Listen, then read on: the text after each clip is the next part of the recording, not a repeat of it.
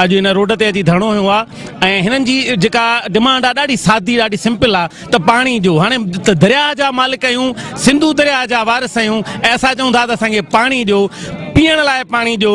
असांखे ज़रूरी कमकार जे लाइ पाणी ॾियो। सॼी सिंध सुकी वई आहे असांजा बेजारा सुकी आहिनि असांजा बच्चा बुखनि थियनि इन जे लाइ असां हिते सभु माण्हू गॾु थिया आहियूं असांजो मुतालबो असांखे पाणी ॾियो असां घुर था कयूं जेके करप्ट ऑफिसर आहिनि चीफ इंजीनियर आहे इंजीनियर आहे SDO आहे इहे समूरा माण्हू करप्ट आहिनि इहे मथे आबादगारनि खां पैसा वठी पुछड़ी वारे आबादगारनि जो पाणी बंदि करे रहिया आहिनि। असांखे असांजे ज़मीननि में पाणी न आहे असांजो फसल सुकी रहियो आहे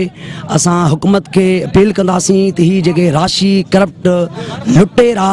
ही जेको पाणी विकिणो करे रहिया आहिनि उहो असां हुकूमत खे अपील कंदासीं त असांजे ज़मीननि में पाणी अचे ऐं असांजो ॿिज जेको सुकी रहियो आहे उहो असांजो फसल आबाद थिए। धरणो आहे निटण उस में मुख्य असांजो मक़सदु इहो आहे जेको अर्थर शाख में गैर कानूनी धिका लॻाया विया आहिनि इहे जेकर पाणी न पहुतो असांजा एहतजाज जी तहरीक जारी रहंदी असांजो धरणो ओसी ताईं हणंदासीं जेसीं ताईं पुछड़नि ताईं पाणी न पहुतो ईंदो। अॼु हीउ जेको सिंधी आवाम जेको ॿाहिरि निकितो आहे पंहिंजे हक़ खे वसूल करण जे लाइ निकितो आहे असां सिंधी आवाम जेको आहे पंहिंजा हक़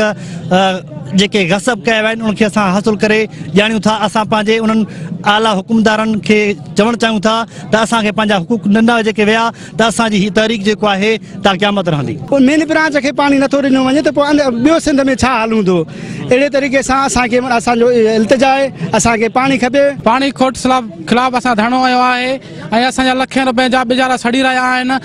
अर्थर बेरा ते गैर कानूनी धिका लॻल आहिनि RD 34 ते 3 दर निल आहिनि ऐं RD 22 ते 5 दर निल आहिनि।